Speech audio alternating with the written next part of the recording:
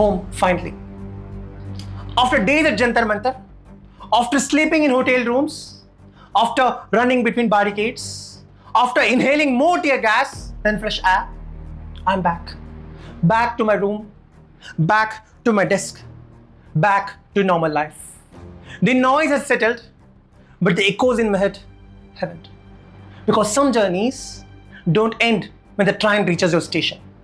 They stay in your head, they stay in your chest, and they stay in your conscience. Jantar Mantar was one of those journeys. This was my first ever on-ground report. The first time I stepped out from behind a microphone and walked straight into history. I saw students singing. आती है आंधियाँ तो कर उनका खैर मगरम, तूफान से ही तो लड़ने खुदा ने तुझे गढ़ा है. I saw students dancing. ऐसा देश है मेरा, ऐसा देश है मेरा.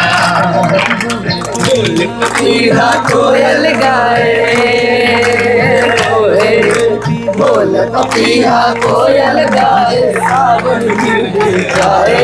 ऐसा देश है मेरा, ऐसा देश है मेरा. I saw hope, raw, unbowed, and screaming for justice. If you cannot call wrong the wrong, then you are at the last stage of slavery. And then hope met the state. The songs stopped, the sirens began.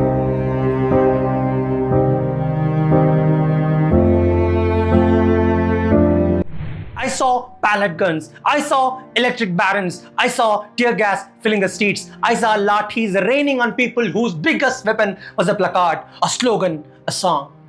And then one of those lathis found me.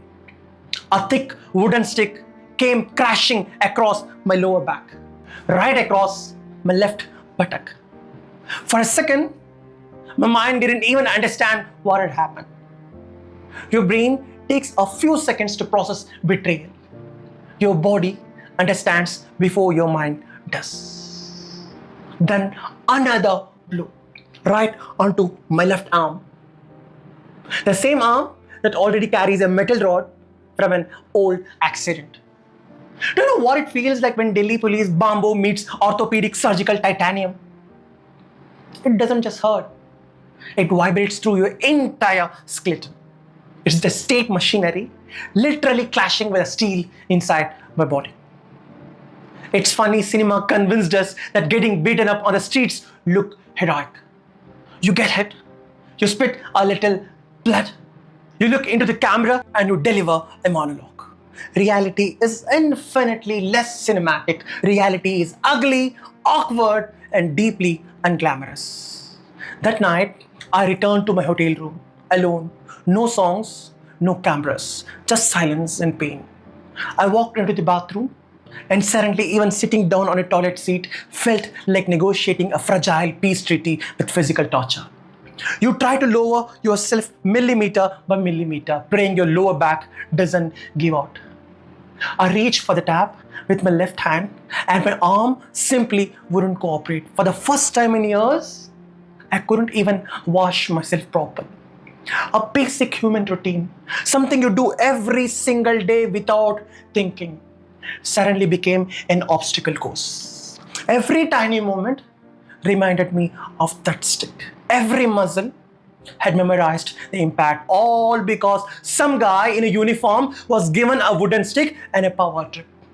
I hope someday they too feel that exact same helpless pain. May their own backyard turn black and blue with deep burning bruises. May the arm freeze up in temporary paralysis, just long enough for them to sit alone in the dark and remember us. No, sorry, emotions. Jane do. That is just the trauma talking. I know pain doesn't make the world kinder. It just creates more people carrying pain. So no, may they never know this feeling. May the backs never turn black and blue. May the children never have to watch them come home bruised. May they sleep peacefully. May they grow old in good health. May they be blessed with goodness. May they be blessed with peace. Because most of them aren't the riders. They're the horses. Galloping wherever the reins pull them. Charging wherever the whistle blows. Today it is students. Tomorrow it could be someone else. The rider changes direction. The horses simply runs kadaba, kadaba, kadaba, kadaba, kadaba, kadaba, kadaba, surrendering every last drop of their own humanity. You know why horses wear blinders? Not so they can see better, so they can see less. So they don't look to the left, they don't look to the right, they only look straight ahead, because if they started looking around, they might begin asking questions. They might look into the eyes of a 19-year-old student and realize those are the same frightened eyes as their own daughter back home.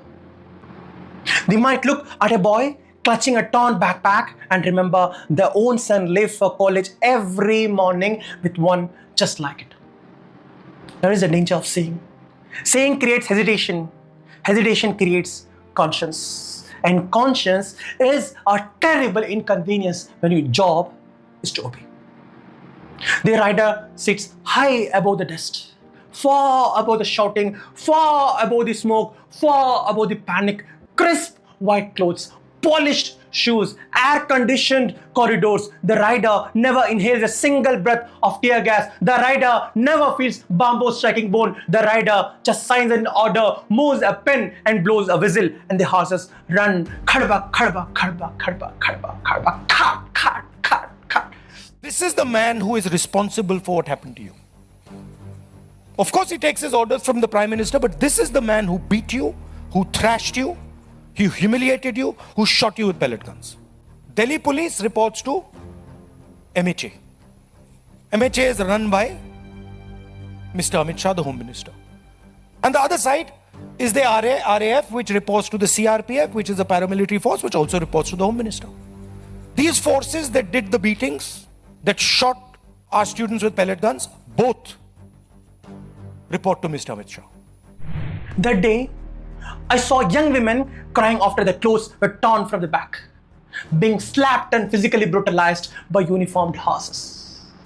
I saw delivery drivers trying to navigate through heavy steel barricades, holding brown paper bags, food ordered for protesting kids. And then I watched grown, armed horses in khaki stop those delivery drivers and literally steal the food orders meant for the kids. Shame, shame, shame.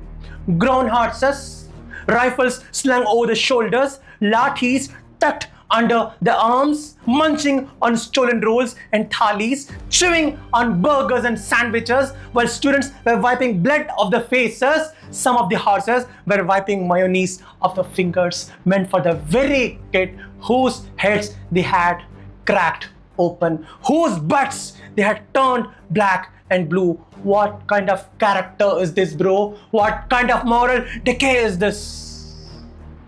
Beat them with wooden sticks during the day and snatch the dinner at night. 80% of those kids looked younger than 22. Some had just left college, some had traveled thousands of kilometers, some were probably voting for the very first time. Kids holding placards in one hand and water bottles in the other. Is this how a democracy welcomes its youth? One day, those exact same horses will send their own children to quota. Their own sons and daughters will sit in crowded exam halls, surviving on mess food and broken dreams. Their own kids will face leaked papers, rigged systems, and stolen futures. And when those kids finally step onto the pavement to ask for their rights, another set of horses will be waiting with lathis. The rider never gets hurt. The rider just watches from the balcony as the horses trample each other's children. Because to the rider, neither of them is human. Because the replacements are always waiting. Another young man from another village standing in a 5-kilometer queue, dreaming of a government job. Dreaming of finally lifting his family out of debt. Dreaming of a permanent salary.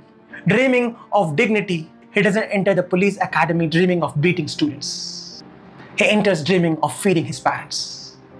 paying his sister's college fees, building a toilet at home, replacing the leaking roof before the next monsoon. But somewhere along the journey, the uniform becomes heavier than the human being inside it. The rider has perfected something far more dangerous than visible violence: division.